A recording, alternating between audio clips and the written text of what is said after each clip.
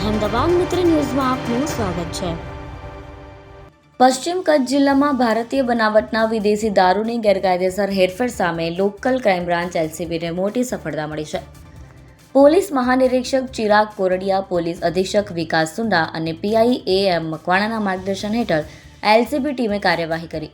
ટીમે મુન્દ્રા તાલુકા વિસ્તારમાંથી 55,10,284નો મુદ્દામાલ કબજે કર્યો।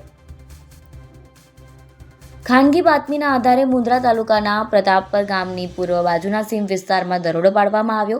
ટ્રક મારફતે લાવવામાં આવેલ ભારતીય બનાવટના વિદેશી દારૂનો જથ્થો અલગ અલગ વાહનોમાં કટિંગ કરીને વહેંચણી કરવામાં ત્યાંથી આવી રહ્યો હતો। પોલીસે સ્થળ પરથી 5,772 વિદેશી દારૂની બોટલો અને 1,584 બિયર ટીન જપ્ત કર્યા, જેની કુલ કિંમત ₹15,40,284 થાય છે।